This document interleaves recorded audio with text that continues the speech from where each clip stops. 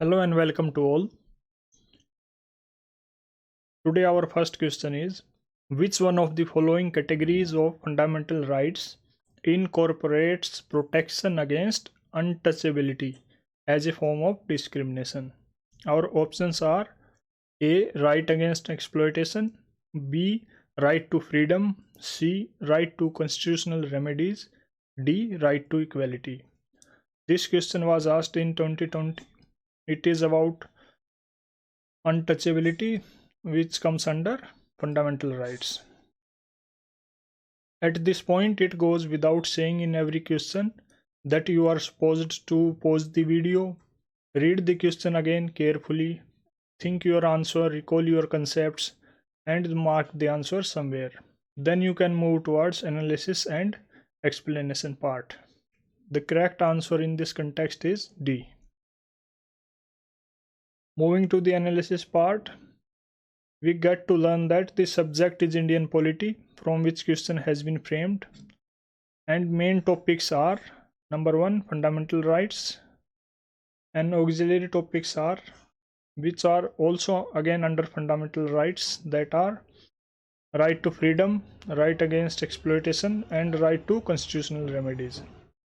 अगर आपने PYQs का एनालिसिस पहले किया होता या आप करते हैं, आपकी ये हैबिट है, तो उसका फ़ायदा ये है कि फंडामेंटल राइट्स पे 2018 में भी क्वेश्चन पूछा गया है, और 2018 के क्वेश्चन के अकॉर्डिंग अगर आप वहाँ पे डिटेल्ड R&D आपने किया होता तो इस क्वेश्चन में आपको काफ़ी फ़ायदा मिलता। First is right to equality. Right to equality के अंडर सबसे पहला आर्टिकल है आर्टिकल 14। आर्टिकल 14 में मेनली इक्वालिटी बिफोर लॉ और इक्वल प्रोटेक्शन ऑफ लॉ के बारे में बात है। इक्वालिटी बिफोर लॉ जो है वो एक इंग्लिश कंसेप्ट है, इंग्लिश कॉन्स्टिट्यूशन से लिया गया है। उसके अकॉर्डिंग कि लॉ के सामने सभी बराबर हैं लॉ की आइज़ में, और इक्वल प्रोटेक्शन ऑफ लॉ के अकॉर्डिंग जो कि एक USA का कंसेप्ट है, इसमें लॉ सबको सिमिलर सिचुएशंस में जो भी हैं उन पे सिमिलरली अप्लाई होगा। देन कम्स आर्टिकल 15 जो बात करता है नो डिस्क्रिमिनेशन की based on religion, race, caste, sex, place of birth. इसमें कुछ एक्सेप्शंस हैं जो वुमेन के लिए हैं, चिल्ड्रन के लिए हैं, SC/ST के लिए हैं और इकोनॉमिकली वीकर सेक्शंस के लिए हैं। Similarly article 16 talks about equality of opportunity in public employment. इसमें भी स्टेट के पास कुछ एक्सेप्शंस है। स्टेट कुछ वीकर सेक्शंस को, वुमेन्स को, SC/ST को कुछ प्रोविजंस उनके लिए स्पेशल बना सकती है, कुछ एक्सेप्शंस क्रिएट कर सकती है। आर्टिकल 17 जो कि हमारा क्वेश्चन है जिसके रिगार्डिंग, वो अबोलिशेस अनटचेबिलिटी। गवर्नमेंट ने अनटचेबिलिटी एक्ट पास किया था 1955 में, जिसके अकॉर्डिंग अनटचेबिलिटी एक पनिशेबल ऑफेंस हो गया था। उसके बाद गवर्नमेंट ने 1976 में इस एक्ट का नाम चेंज करके इसको सिविल राइट्स एक्ट बना दिया था 1955। Article 18 abolishes all sort of titles. What kind of titles? Titles like Rao Saab, Maharaja, these all kind of titles cannot be used any longer. Then comes right to freedom. Freedom के context में 4 articles हैं। First article जो है वो article 19 है, right to freedom. ये 6 type की freedom के राइट्स को प्रोटेक्ट करता है। Freedom of speech and expression, freedom of assembly, freedom of association, freedom of movement, freedom of residence and freedom of profession. These all 6 rights are protected under article 19। Article 20 क्या करता है? Article 20 protection provide करता है किसके against? Arbitrary and excessive punishment के against. Article 20 किस चीज़ की बात करता है? Right to life and personal liberty, कि कोई भी पर्सन है उसकी life without due process of law उसको गवर्नमेंट कुछ भी मतलब हार्म नहीं कर सकती। सबकी पर्सनल लिबर्टी है, और इस कंटेक्स्ट में right to life and personal liberty में गवर्नमेंट और सुप्रीम कोर्ट ने भी काफ़ी जजमेंट्स दिए हैं, जिसमें right to marry, right to live in a healthy environment, these kind of rights are included. Article 22 में बात होती है protection against arrest and detention के बारे में। Then comes right against exploitation. Right against exploitation में आर्टिकल 23 है। 23 बात करता है protection against human trafficking and forced labour. Trafficking क्या है कि कोई भी इंसानों की, बच्चों की, औरतों की जो भी बाइंग एंड सेलिंग करता है, उनको खरीद बेच करता है, उस चीज़ को ह्यूमन ट्रैफिकिंग बोलते हैं। फोर्स्ड लेबर क्या है? फोर्स्ड लेबर का दूसरा नाम बेगार है, कि किसी भी इंसान से ज़बरदस्ती काम करवाना उसको बिना कोई पेमेंट किए, इसको फोर्स्ड लेबर बोलते हैं। ये सब कैटेगरी प्रोहिबिट करी गई हैं आर्टिकल 23 के अंडर में। आर्टिकल 24 क्या करता है? Prohibits child labour. Child labour को प्रोहिबिट करता है। चाइल्ड कौन है? जो भी 14 ईयर्स से बिलो हैं, वो सब चिल्ड्रन हैं इस कैटेगरी, इस आर्टिकल के according. Then comes constitutional remedies which is under article 32। इसमें कोई भी पर्सन जिसके भी फंडामेंटल राइट्स वायलेट हुए हैं डायरेक्टली सुप्रीम कोर्ट को अप्रोच कर सकता है। सुप्रीम कोर्ट अलग अलग रिट्स इश्यू कर सकती है फंडामेंटल राइट्स को प्रोटेक्ट करने के लिए।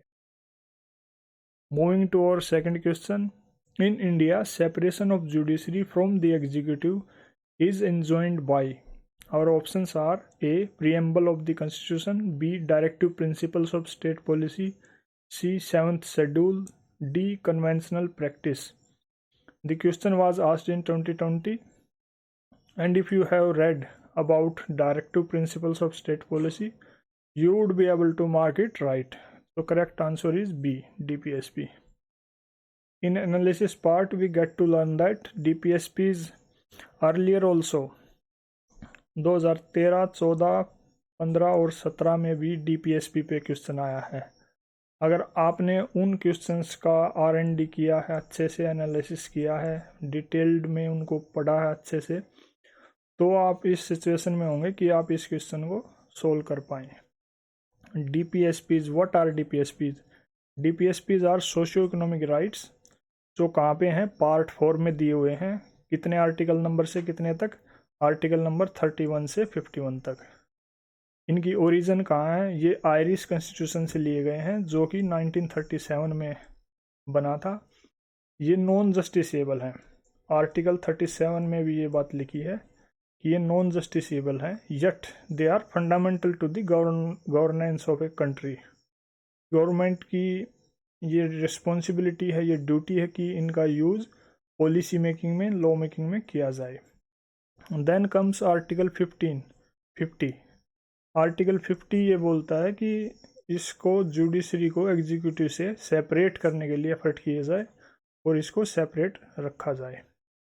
Coming to the next point, that is about preamble. This term is also mentioned in the options, so इसको भी हमें पढ़ना चाहिए, इसका डिटेल्ड R&D करना चाहिए। It is an introduction to the Constitution. It is based on Objective Resolution of JL Nehru.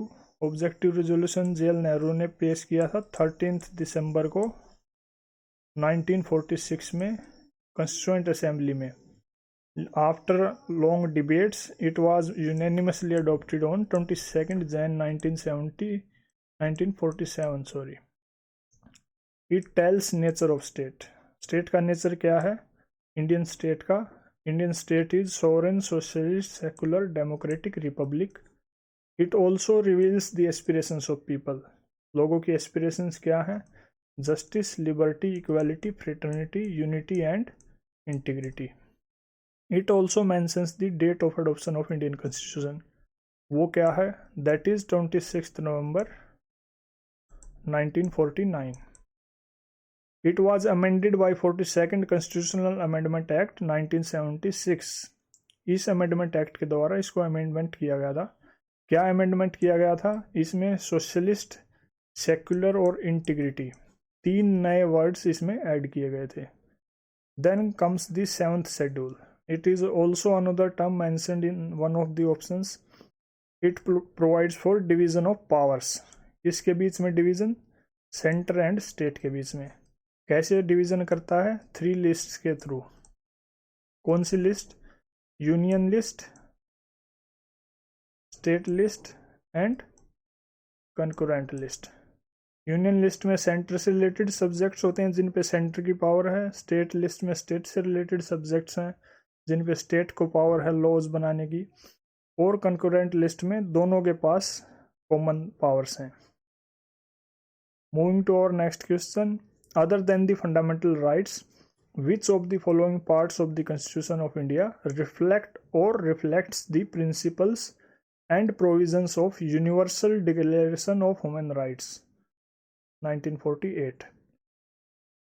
Number 1 preamble, number 2 directive principles of state policy, number 3 fundamental duties. It was asked in 2020. Our options are 1 and 2, only 2, 1 and 3 and 1 to 3. जो universal human rights हैं, fundamental rights में उनको reflect किया गया है, reflected हैं वो already. But the question is asking कि फंडामेंटल राइट्स के अलावा किन किन कॉन्स्टिट्यूशन के पार्ट्स में उनकी स्पिरिट रिफ्लेक्ट हो रही है। प्रियम्बल में हो रही है, डायरेक्टिव प्रिंसिपल्स में और फंडामेंटल ड्यूटीज़ में, तीनों में ही होती हैं। अगर जब आप इनको पढ़ेंगे तो आप पाएंगे कि तीनों में ही ह्यूमन राइट्स से रिलेटेड कुछ ना कुछ प्रोविजंस हैं। So the correct answer is D. Moving to explanation part, इसमें universal declaration of human rights क्या होते हैं इसको हम जानेंगे। Number 1, these are human rights, it is an international document adopted by UNGA, UN General Assembly जो है, that contains rights and freedoms of all human beings. It was adopted by Resolution 217 in Paris, France. It contains 30 articles. Universal Declaration of Human Rights जो है वो 30 articles contain करता है। ये adopt किया गया था 10 दिसंबर 1948 को, जिसको हम ह्यूमन राइट्स डे के तौर पे भी मनाते हैं। आर्टिकल 1 और 2 जो है वो डील करता है concepts of dignity, liberty, equality से। आर्टिकल 3 एंड 5 जो है, 3 to 5, 3, 4 एंड 5 डील करता है right to life, prohibition of slavery and torture से। आर्टिकल नंबर 6 to 11 डील करते हैं remedies for defence of human rights. अगर किसी के ह्यूमन राइट्स वायलेट होते हैं तो वो कैसे उनको डिफेंड कर सकता है, उसके लिए क्या रेमेडी अवेलेबल है। आर्टिकल नंबर 12 to 17 डील करते हैं right to movement, residence, property etcetera से। आर्टिकल 18 to 21 डील करता है कॉन्स्टिट्यूशनल लिबर्टीज। कौन सी liberties? Liberty of thought, opinion, expression, religion, conscience, etc. Article 22 to 27 deals with socio-economic and cultural rights. Then comes the Article 28 and 29 and 30. This deals with general means of exercising these rights. Then another term that is mentioned in the question is preamble and DPSP. Then we have already discussed these in question number 2. You can rewind it and watch. Then comes fundamental rights. It is also discussed in question number 1. Then comes fundamental duties. These are a set of non-enforceable responsibilities of every citizen. They are contained in Part 4A of Indian Constitution. Part 4A, Article number 51A. ये किस amendment के द्वारा add किया गया था? 42nd amendment act के द्वारा इसको ऐड किया गया था। These are originated from USSR का जो फॉर्मर कॉन्स्टिट्यूशन था उनमें इनकी ओरिजिन हुई थी। और इंडिया में सरदार सौरन सिंह कमेटी ने इनको रेकमेंड किया था। उन्होंने रेकमेंड की थी टोटल 8 ड्यूटीज़, मगर गवर्नमेंट ने एनेक्ट की थी 10 ड्यूटीज़। 8 ड्यूटीज़ में से गवर्नमेंट ने उनकी सारी ड्यूटीज़ अडोप्ट नहीं की थी। 2 duties, duty to impose tax और penalty for non obedience of fundamental duties. अगर कोई फंडामेंटल ड्यूटीज़ को ओबे नहीं करता तो उसके ऊपर कुछ पेनल्टी लगाई जाए और टैक्स पे करने की भी ड्यूटी हो। ये 2 ड्यूटीज़ इस कमेटी ने रेकमेंड की थी, मगर गवर्नमेंट ने इनको ड्रॉप कर दिया था, अडॉप्ट नहीं किया था। Moving to our next question, which part of the Constitution of India declares the ideal of welfare state? Directive Principles of State Policy, Fundamental Rights, Preamble, 7th Schedule. It was asked in 2020. It was earlier also asked in 2015. This is the same question. Idea of welfare state. So the correct answer is A, DPSP. In explanation part, most of the topics are already discussed. You can rewind and watch them again, or if you have already watched, then there is no need to rewind. Moving to our next and last question. With reference to the provisions contained in Part 4 of the Constitution of India, which of the following statements is or are correct? Number 1, they shall be enforceable by the courts. They shall not be enforceable by the courts.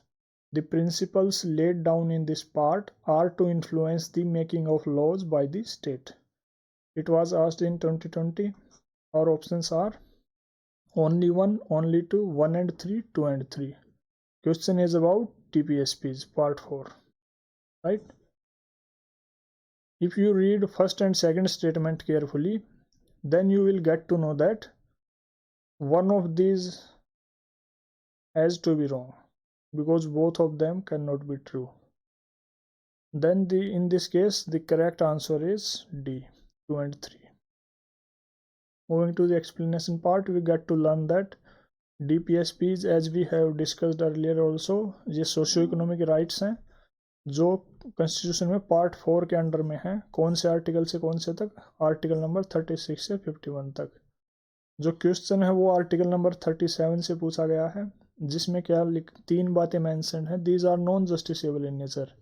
इसका मतलब क्या है कि इनको court द्वारा enforce नहीं किया जा सकता। कोई कोर्ट में जाके इनके खिलाफ अपील करके इनको इन्फोर्स नहीं करवा सकता। मगर अगर गवर्नमेंट इनको लाइन पॉलिसी में इंक्लूड कर लेती है जिस भी पार्ट को, तो वो उसके अकॉर्डिंग इन्फोर्सेबल बन जाता है। Then these are fundamental in the governance of country. It is the duty of the state to apply them in law making. ये 3 के 3 प्रोविजंस आर्टिकल नंबर 37 में मेंशन्ड है। That is all. Thank you.